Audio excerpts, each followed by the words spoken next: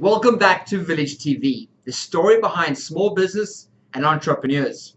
Now, Nathan, welcome to the show. Nathan's here from Customer Return. Welcome, buddy. Thanks, Sean. Now, I tell you what, here's one thing you need in business. And this thing you're going to need all the time. Customers. Funny that. You need customers to grow your business. You always need more and more customers. If you don't have customers, you don't really have a business. Sean, this is true. I can't you can't argue me, right? I can't dispute that. You can't, and right neither can you. The truth is, you need more customers, and what you need is more of your ideal customers. And what you also need is more referrals. Because I know you're going to tell me about this, Nathan. I know you've told me a million times. Referral customers are the cheapest and often the best customers to get, right? Well, let's say most profitable. No one wants to be called cheap, Sean. So Okay. let's just go with most profitable. Let's go with most profitable. I mean, at the end of the day, Sure. more customers means more money, means a bigger business, means you stay in business. Sure. So we've got nothing to argue about. This is true. This is true. Then why is having a compelling pitch or message so important to a business?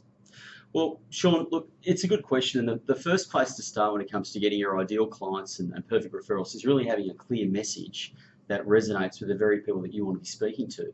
So I found personally over the last 7 years in business, going to networking events and meeting with a lot of businesses, that often a lot of people can struggle when they're asked that question, so what do you do? Which is what I refer to as the social pitch. And the social pitch is really just a clear, compelling answer to that question, so what do you do? And my angle on this, if you like, is that if we can't answer that in a really clear, compelling way in ideally 10 seconds or less, we're really going to struggle, both whether it's in networking meetings or chatting with prospective clients. And not a lot of businesses think clearly and long enough about how to best answer that question. So pitch is the first thing to get right to attract those ideal clients. I almost think of it like this. When I say, so what do you do? It's almost like subconsciously I'm saying, do I want to do business with you? Yeah. That's one thing. I'm like, is there any reason for me to do any work with you? Is there any reason for us to have a conversation? I mean, basically, I want to know, is this going to go anywhere? That's, I mean, in my head, so well, what you've do you always been do? impatient, Sean, so Let's get on with this, you know, like, let's skip the foreplay and do some business. I like, seriously, so if having the right message, like we refer to this as a pitch, having the right message to, so what do you do, really matter? Why do people make so many mistakes, or how do they make all these mistakes when they're potentially losing so much business? Short answer is I'm not really sure, given it's really important to get the pitch or the value proposition right. But what I would say is that I think a lot of businesses are really passionate about what they do, and rightly so. But sometimes that passion can be a problem, because what it leads to is people answering that question in a really long form that's extremely interesting to them, but not always to the person they're talking to. Yeah. So, playing devil's advocate, I'm sure most of us have been in business for any length of time, have asked that question, so what do you do? And then within 30 seconds, maybe less, they've regretted asking the question. They want to be in the corner, in the fetal position, sucking their thumb, or with their ears over their hands saying, please make it stop. So that's generally the concept. I'm sitting there going, anyone else want a drink? So to your point, when people often ask us the question, so what do you do? Either they're being polite, or they do want to know at some level, what's the real message behind your business, and what are the potential opportunities for us to help each other. So it's really important that we have that succinct and compelling answer to that question. Okay, so how do we go about, what questions do we as business owners who want to create a compelling pitch or message so that people want to do business with you, what kind of questions do we need to ask ideal clients to ensure that we create the right pitch? Well, I think the business owner and businesses need to ask themselves a couple of key questions. And the first one would be, the first point would be how to be really clear about what it is that they do. So what's their category of industry or business that they're in? Is it a sales and marketing business? Is it a recruitment business? And that may sound really obvious, but some people can get a bit fancy with how they answer this question, and it leaves the listener thinking and asking, so what do you really do again? Because people want to put us in a bit of a category in terms of what type of work that we actually do. So we need to be clear. First how they can impact their business, and so we need to be really clear and address that, because if we don't, people still have that question running around their mind while you're prattling off something else if you haven't addressed that first. So we need to be clear, we need to be credible, so we need to give people a reason to listen to us beyond the first sort of 10, 20 seconds. So we might talk about clients we've worked with, proof of success, maybe a unique perspective that you've got on the business.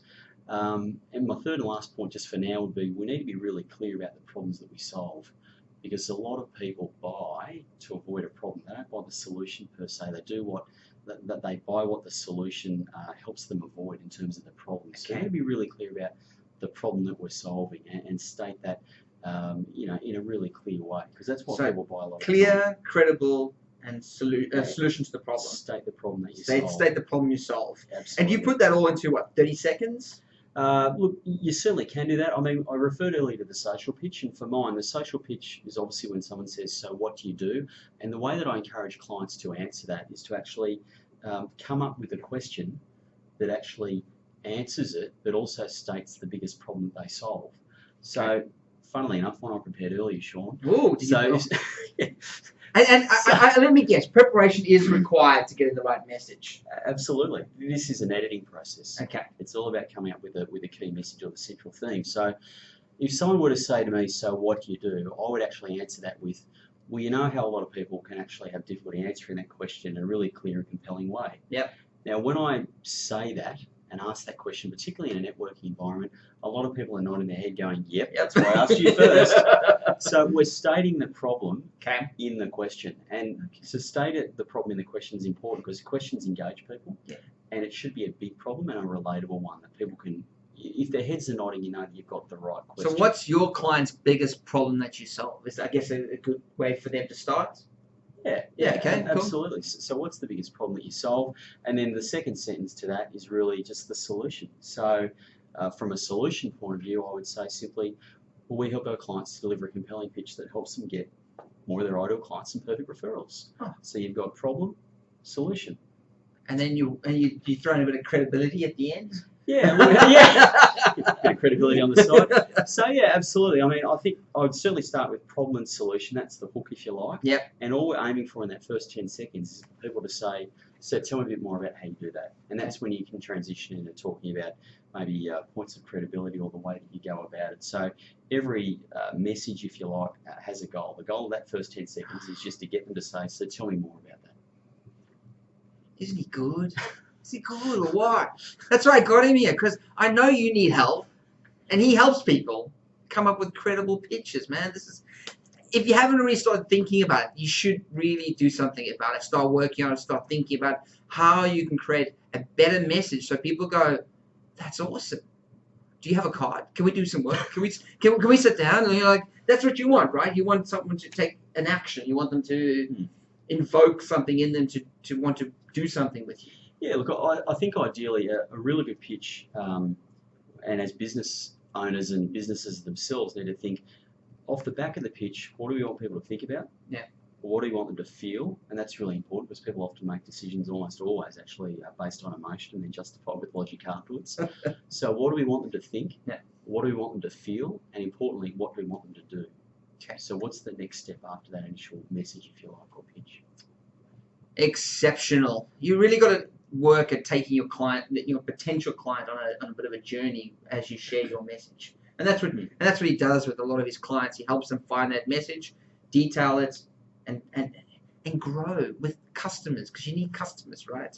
So let's get back. We said we're going to talk a little bit about referrals. Sure. What are some of the strategies or tips you give to your clients in terms of getting more, as you say, perfect referrals through the door?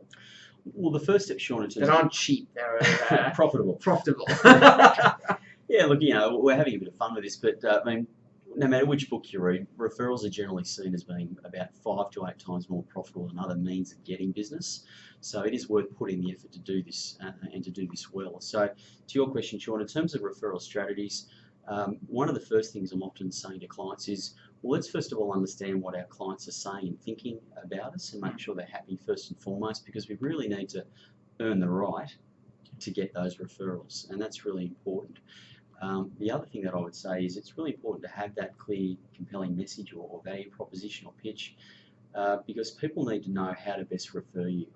And if we don't have a clear message, it's infinitely harder for people to refer you.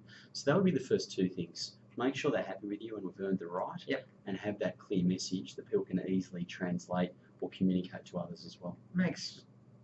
sense. Sure. Do a good job by your customer so they like you. Yep. And then make your message so goddamn easy to understand that they can articulate it Mm. wherever, whenever they are. Yeah, look, absolutely. I mean, there are a few other tricks of the trade or strategies, if you like, off the back of that. There's always I mean, more. Always more. But look, we do talk to clients about things like, for example, having what I call an introductory or a referral email, because there's a lot of businesses out there doing great work.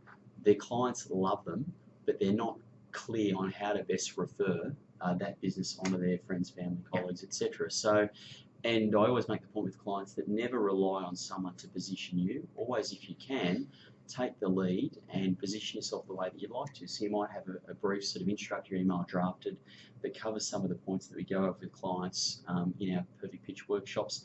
They can use, put in an email, and ideally you get your client or your referrer to forward that on to the prospective client, and ideally CC you in and give you permission to contact them depending on the strength of the relationship.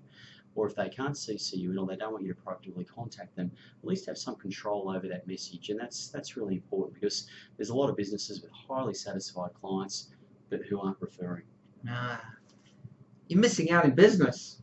Absolutely. Missing out. I'm telling you, you're missing out in growing your business. Oh my God. All right, look, if it's so goddamn easy, which it's not,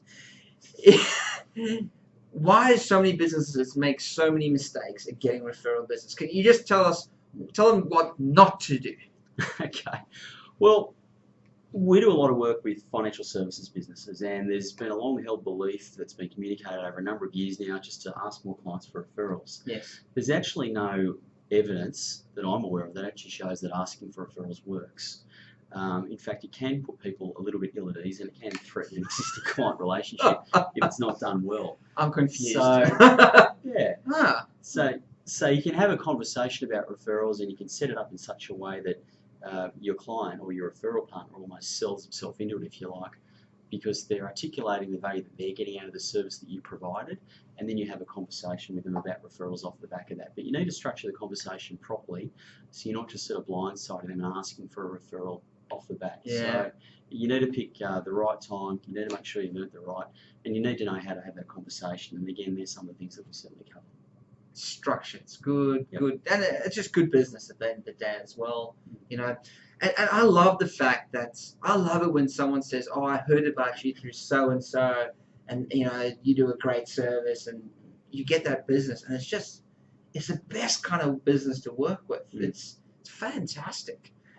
And so listen here, Nathan. You do customer return. You help customers pitch themselves and share the right message. He also teaches you how to dress.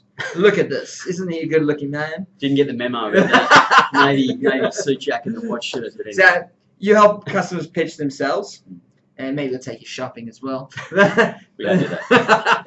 So seriously, Sure. what do you do for customers out there who are looking to get help with their message?